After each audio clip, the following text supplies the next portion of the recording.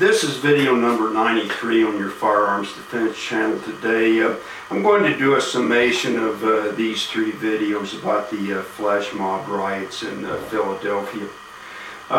First of all, here's the main point I want to make. My purpose here is to make the point that all of our problems, including the flash mob riots, are caused by the government. Now, why I say that is their actions cause the problems in the first place, and then their attempted fixes makes things a whole lot worse. Here's a for instance. The South was actually the last region in America to adopt slavery. In addition, the only slave ships to ever sail from the U.S. left from northern ports. Thus, it would seem that the government was actually responsible for the start and spread of slavery in the United States. And of course, we know the result of their fix, the Civil War. It was a complete, total disaster, and even today we suffer from it. Okay, now that leads to my second example here, which is the endless wars our country is engaged in. Now, these wars, and I'm speaking of all of the wars that we've ever fought in, these wars were fought not because the people we fought against were evil, but because our government had the power to draft people and force them to fight in these wars. Before we abolished the draft, you could be executed or imprisoned if you weren't willing to fight and die for your country. Now, despite everything everybody says, the military draft is not a hallmark of a free society.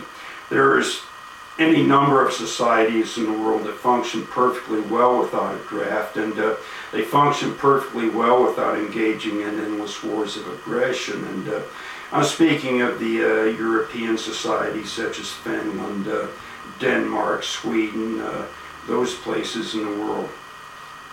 Okay, here's another excellent example of government interference and the attempted government fix that has been a total, complete failure.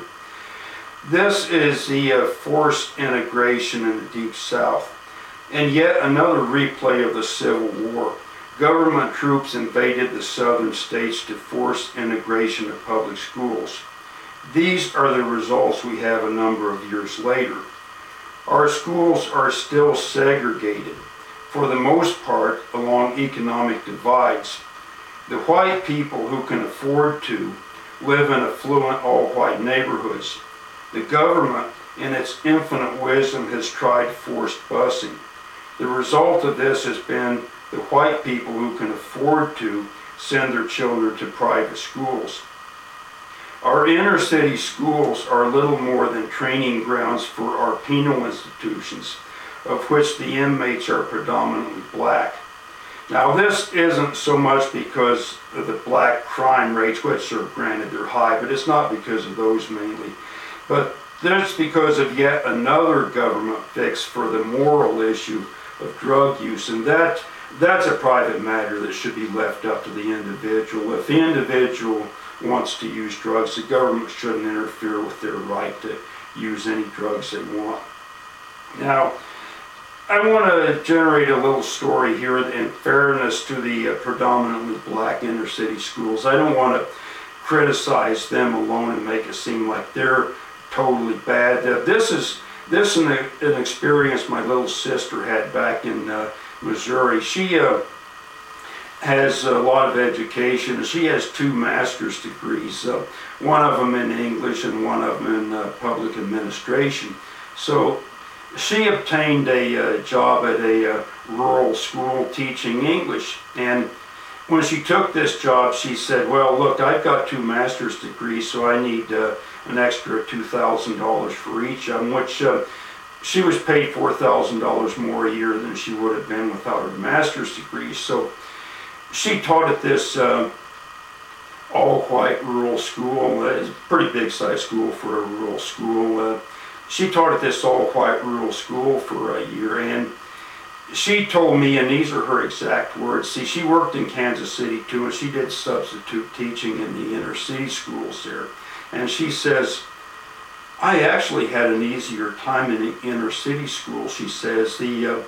black high school students that I taught were much better behaved than the white students down here in this school I'm teaching at. And she says, I had no trouble with them at all because all I had to do was call security and they were removed from the class.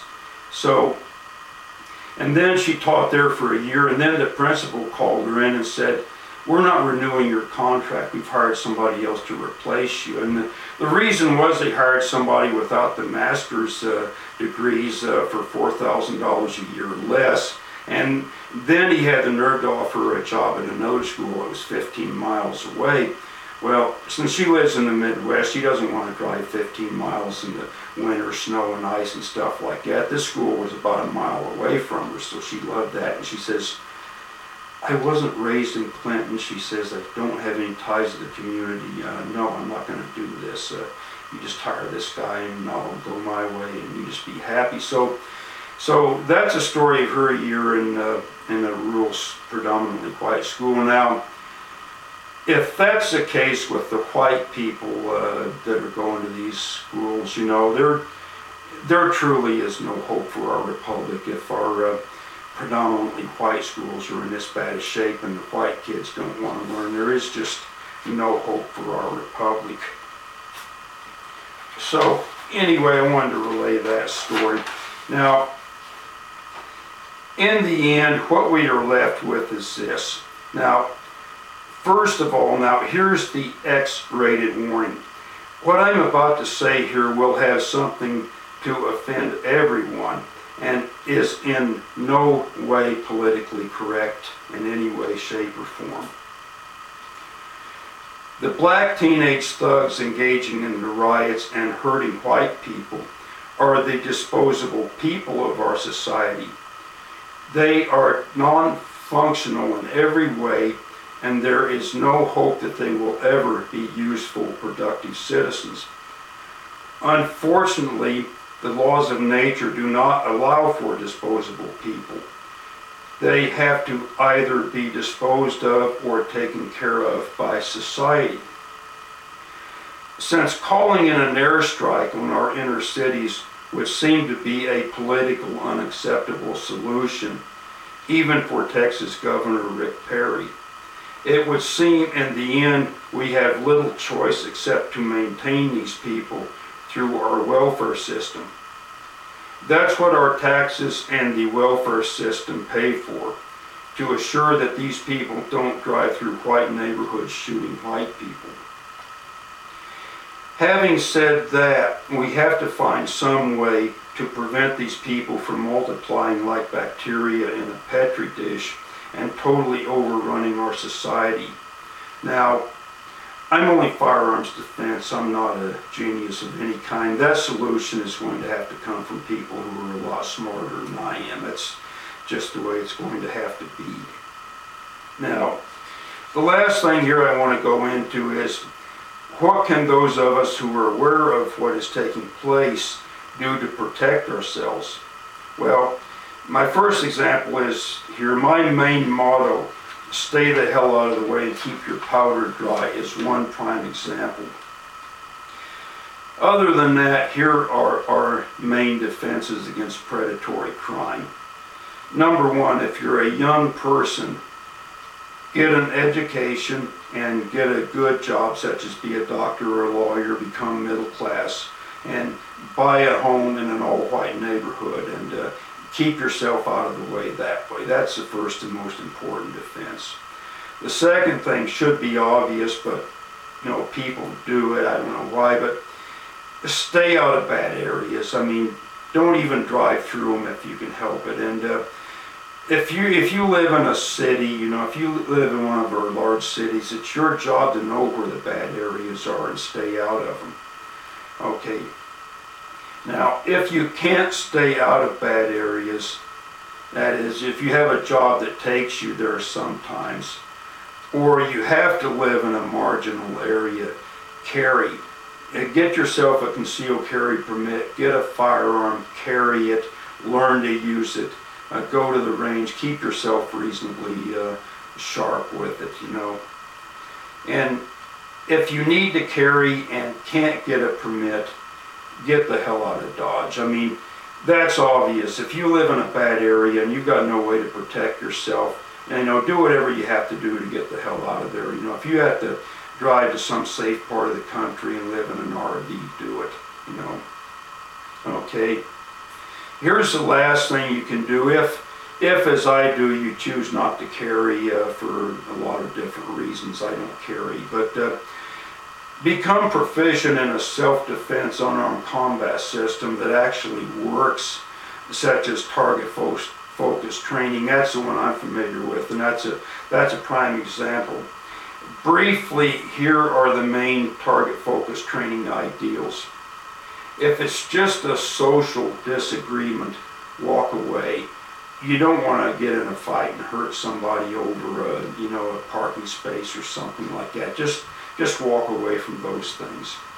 If it's asocial, if it's a predatory criminal trying to hurt you and it's something that's like that and your life is literally on the line, that makes it a fight to the death. There's just no other way to put it. It's a fight to the death.